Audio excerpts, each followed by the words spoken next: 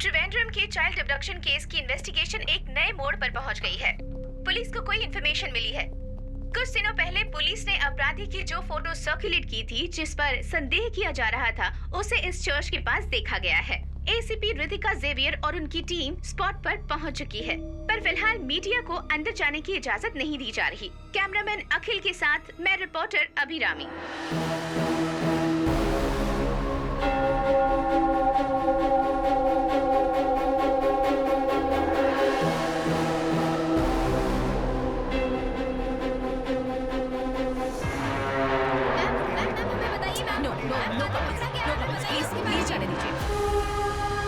जैसा कि आप देख रहे हैं, बच्चियों के कातिल को पकड़ा जा चुका है। आप लाइव देख रहे हैं, ये एक कम उम्र का बच्चा है। ये इतना खतरनाक हो सकता है, कभी सोचा भी नहीं जा सकता था। पुलिस इसकी जांच में जुटी हुई है।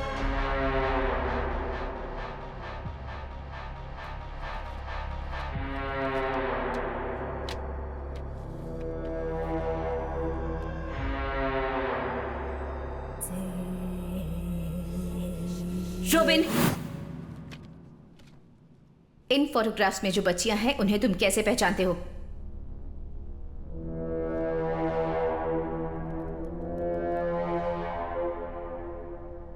हाँ, इसे मैंने शैतान के पास भेजा है। अच्छा किया।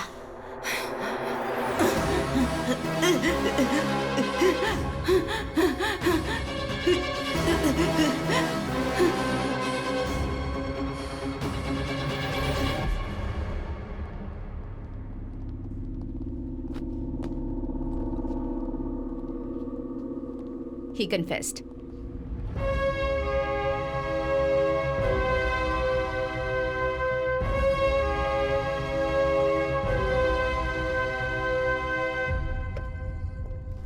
क्या हुआ इतना अर्जेंट? बच्चे के कन्फेशन की वीडियो क्लिप है ये। इसमें ये बच्चा बोल रहा है कि शैतान उससे ये सब करवा रहा है। इस पोर्शन को ध्यान से देखो।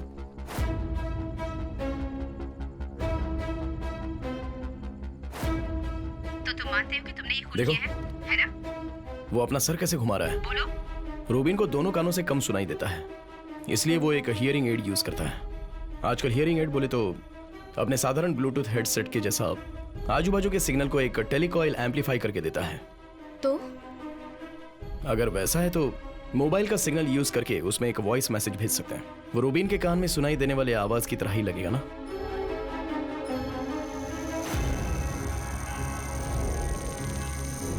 मालविका का उस पब्लिक प्लेस से अपडेट करके इतनी दूर जगह पर लेकर जाना एक अकेले आदमी से तो ना हो पाएगा। इसे कंट्रोल करने वाला कोई ना कोई तो इसके पीछे है। और शैतान की आवाज जो उसे हमेशा सुनाई देती थी, किसी इंसान की हो तो।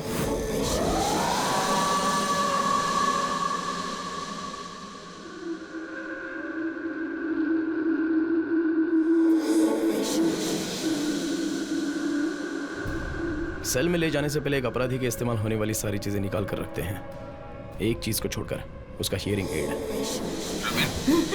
तुमने अब तक मेरी सारी बातें सुनी। सुनो रूबिन, तुम्हारे लिए मेरा आखिरी आदेश है। वो हियरिंग एड अब तक उसके कान में है तो अभी भी वो उस आदमी के कंट्रोल में है।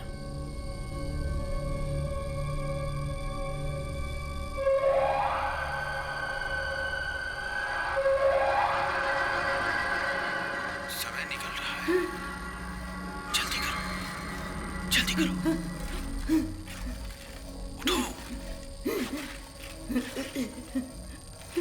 रूबिन,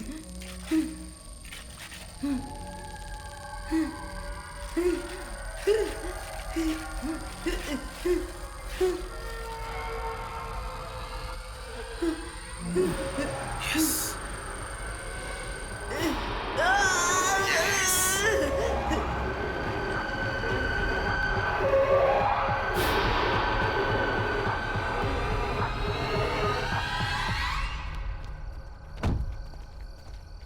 सर, उस पागल बच्चे ने हम सबको मुसीबत में डाल दिया। कमिश्नर आने वाले हैं।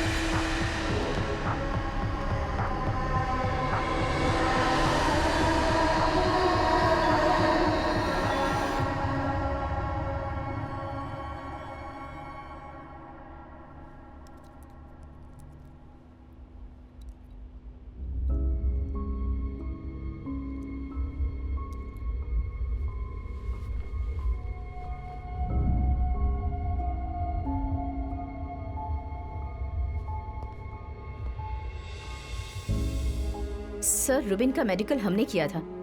हमें बिल्कुल नहीं लगा था कि वो सुसाइड कर सकता है। ये सब मुझे बताने से कोई फायदा नहीं। देखो, जब तुम इस केस को लेकर मेरे पास आई थी तभी मैंने कहा था नो प्रेस नो लीक। और अब क्या हुआ? सब कलेक्टर से लेकर डीजीपी तक मुझे सुना रहे हैं रूबेन तुम्हारी जिम्मेदारी था। अब तो तुम्हारे और तुम्हारी टीम के खिलाफ एक इंटरनल इंक्वायरी आई है। It's out of my hands. Sam, क्या हुआ? इंक्वायरी होगी। शिखा, ये केस हमारे हाथ से चला जाए उससे पहले हमें एक बात जाननी है। एक रिमोट ब्लूटूथ डिवाइस रखकर अगर वो रूबिन का हियरिंग एड कंट्रोल कर रहा है, मतलब रूबिन सुसाइड करते वक्त वो उस इलाके के आजू बाजू में ही कहीं होगा। तुम उस इलाके के सारे सीसीटीवीज को चेक करना। कोई भी डाउटफुल गाड़ी या फिर कोई इंसान हो तो। सैम, मैडम कहाँ है? नैना आई हुई है। वो यहाँ क्यों आई है? मेड के साथ आई थी। उसकी बेटी बीमार है, इसलिए उसको यहाँ छोड़ के गाँव चली गई। चलो।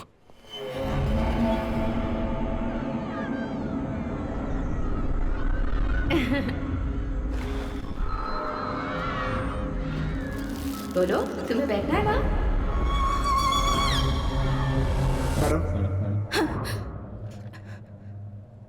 मैडम, ये यहाँ पर क्यों है? मेरी दीदी इसे यहाँ छोड़कर गई है। उनको किसी जरूरी काम से जाना पड़ा है। पर इसका यहाँ रहना सेफ।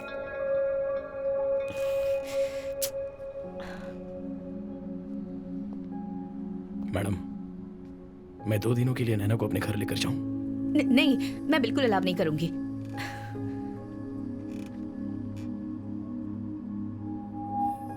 मैडम, इस टीम को मैंने जब से ज्वाइन किया है, जेवियर और आपके पास्ट के बारे में एक बार भी बात नहीं की, और ना ही मैंने आपको कभी तकलीफ दी। उसके बाद जब से मैंने ड्यूटी ज्वाइन की है, तब से अब तक आपको मैडम बुला रहा हूं। अगर अभी इसे मैं अपने घर लेकर जा रहा हूं तो आपको क्यों तकलीफ हो रही है?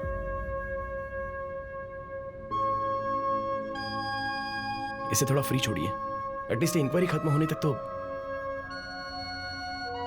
ये मेरे साथ रहेगी।